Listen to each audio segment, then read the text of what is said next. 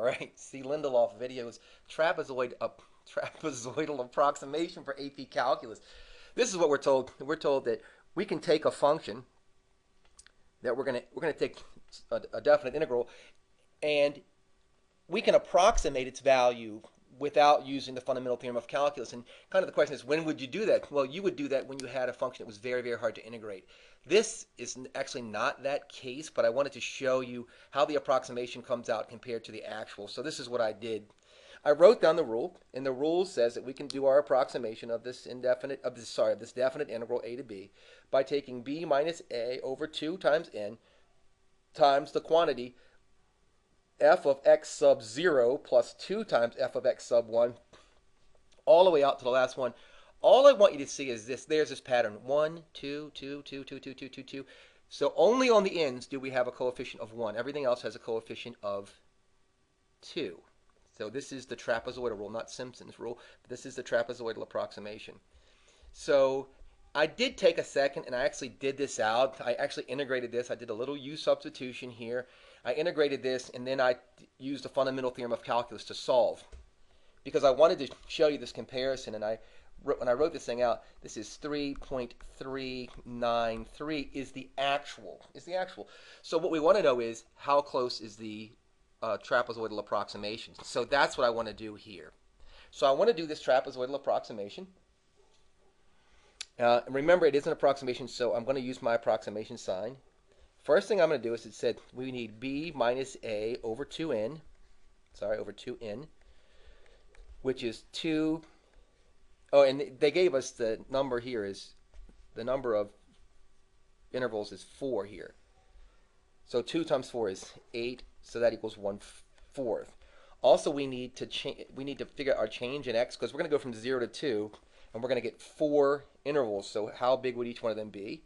Well, it would be 2 minus 0 over the number of intervals, which is 4. So 2 over 4 is 1/2. Remember, we're starting at 0. So all I'm going to do is that I'm just going to set this up. I'm going to say, okay, my approximation is 1/4, that's this first value here, just for having memorized the trapezoidal rule, times f of x sub 0. Well, f of x sub 0, that's the lower limit. Here is 0, right? Not 0 because of this. It is 0 because of this, but not because it's the first one. In this case, it's the first one. If this was 1, we'd be evaluating it differently. But here, right?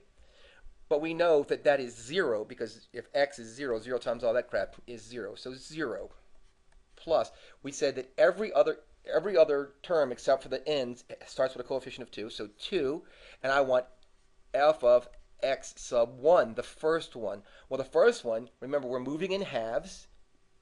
So x would equal 1/2, wouldn't it? So it would be 1/2. That's this half is this goes into x here, times the square root of 1/2 squared plus 1. All right? And then guess what's next? Coefficient of 2. We were at 1/2. We're going to add a half. So 1/2 plus 1/2 is 1. So I'm just going to show that this x here is 1. The x inside is 1. So 1 squared plus 1. And if you're like, Charlie, how come you're not doing any arithmetic yet? Because that's not really the important part here. The important part here is how this is actually done, and that's what you're going to be graded on. So through the next one, we're at 2 halves plus a half is 3 halves. So we're going to say 2 times 3 halves times the square root of 3 halves squared plus 1. Right?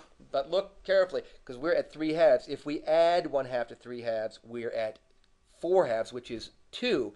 So now all of a sudden we get a coefficient of 1 again, don't we? So I wanted you to really see that. X is 2. So x is 2. So that x is going in right here. So this x up here at the top left is 2 times the square root of 2 squared plus 1. Can you see it all? So look, this was 1 times f of 0, which just gave us 0. So all I'm saying to you is, this is our approximation. From here, what should you do? From here, this becomes arithmetic, and you should grind through this arithmetic, frankly, with your calculator. but your calculator won't set up this trapezoidal sum, so I had to set it up for you. If you did this, you will get your answer will be approximately 3.457. Will, remember, important to use the approximation side. So hope this is helpful. If you have any questions or comments, let me know. And if you haven't already subscribed, please do. Thanks.